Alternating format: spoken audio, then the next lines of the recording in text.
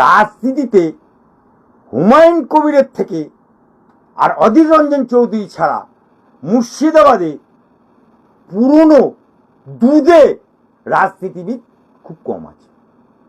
অধীর রঞ্জন চৌধুরী আর হুমায়ুন কবির বহুত পুরনো, এবং ওরা ছোট থেকে রাজনীতি করছে। সিপিএমের রাজনীতি দেখেছে, কংগ্রেসের রাজনীতি দেখেছে, তৃণমূলের রাজনীতি দেখেছে, আজকে বিজেপির রাজনীতি দেখছে। সুতরাং কারা ঘুটে কৌনির ব্যাটা মক্কা দেখে ফেলেছে ওরা ভালো করে জানে, কিন্তু কানুন সবকে লিয়ে বরাবর, সো বিজেপি করেগা। আমি চ্যালেঞ্জ করে বলছি, 4 তারিখের পরে যদি কোনো মুসলমান, যদি কোনো হিন্দু, যদি কোনো সনাতনী, সে जितना बड़ा हो, 4 তারিখের পরে তিলক লাগাকে বিজেপির নামে, গো সেবার নামে, গো রক্ষকের নামে, বজরং দল নামে, মুসলিম রাষ্ট্রীয় মঞ্চের নামে, আরএসএস এর নামে, বিজেপির নামে তোলাবাজি করে, গুন্ডাগার্দি করে, এফআইআর করবে, আমি তার বিরুদ্ধে মামলা লড়বো লড়বো লড়বো, কারণ কানুন সবকে লিয়ে বরাবর है। স্যার ইসকনে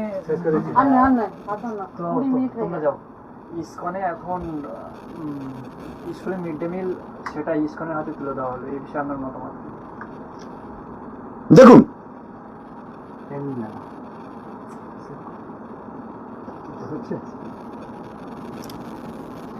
মিড ডে মিল এটা স্কুলের খাদ্য।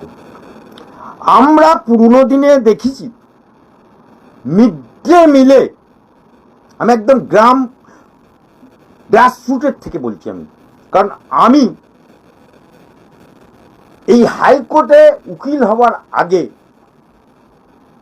উকালতি পাস করেছি ঠিকই, কিন্তু প্র্যাকটিসে নামার আগে আমি সংঘ প্রচারক হিসাবে 2009-এ এমপি দাঁড়ানোর পর থেকে বিভিন্ন জেলায়, পশ্চিমবাংলা, বিভিন্ন প্রান্ত, উড়িষ্যা, বিভিন্ন প্রান্ত, আমি ফুটপাতেও শুয়েছি, আমি শীতে, অতীব শীতে চাদর মুড়ি দিয়ে আম গাছের তলাও শুয়েছি,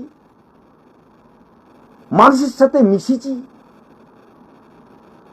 মানুষের মিড ডে মিল যে দিচ্ছে সেই মিড ডে মিল খেয়ে দুপুরের দিন যাপন করেছি।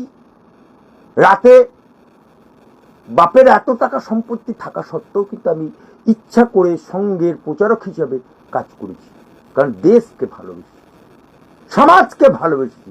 আমি বিশেষত মুসলমান পাড়ায় যেতাম, আমরা দেখেছি স্কুলে ছাত্র এসেছে 40টা, খাতায় লেখা হচ্ছে ছাত্র এসেছে 100টা, 60টা ডিম চুরি হয়ে গেল, 60টা ডিম আউট, 60টা চাল আউট, 60টা ডাল আউট, 60, তাহলে পয়সা গেল, যেত কোথায়?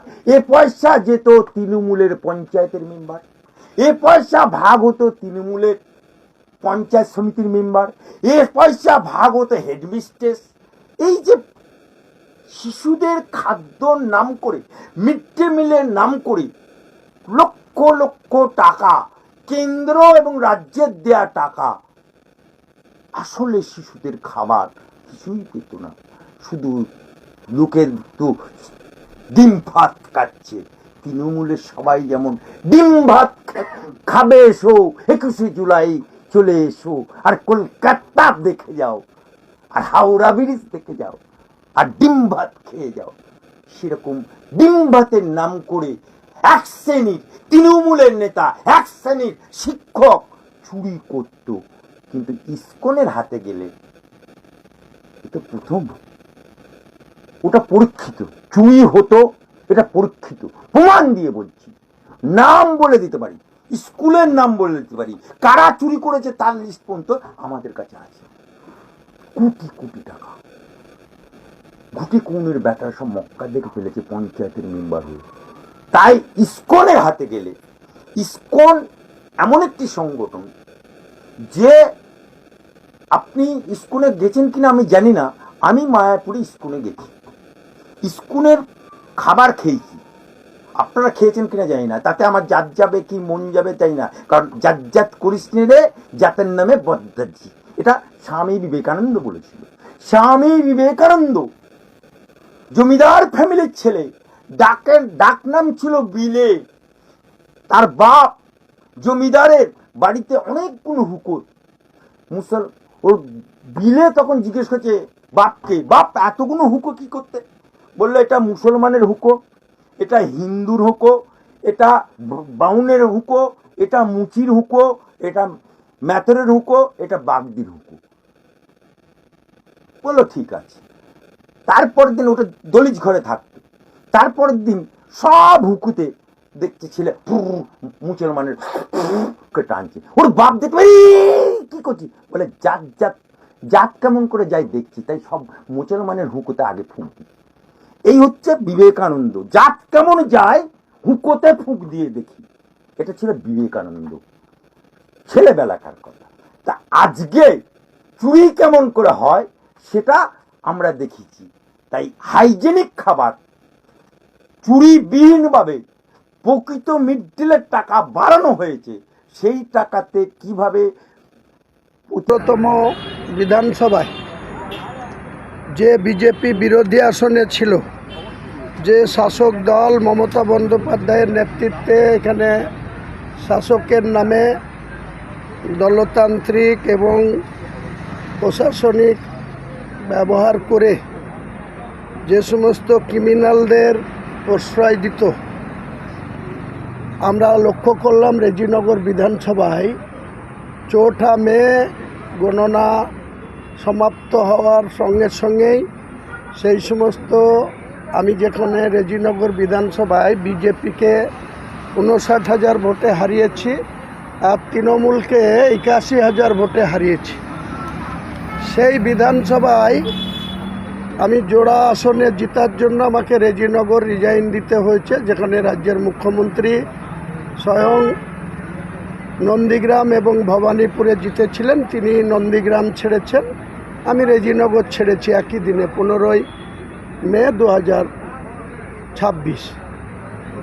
দুঃখজনক ঘটনা, যারা মমতা বন্দ্যোপাধ্যায়ের ছত্রছায়ায়, তিনি পুলিশ মন্ত্রী, তিনার ছত্রছায়ায় রেজিনগর বিধানসভার রেজিনগর থানা, শক্তিপুর থানা, বেলডাঙ্গা থানা, 3টে থানায় পড়ে।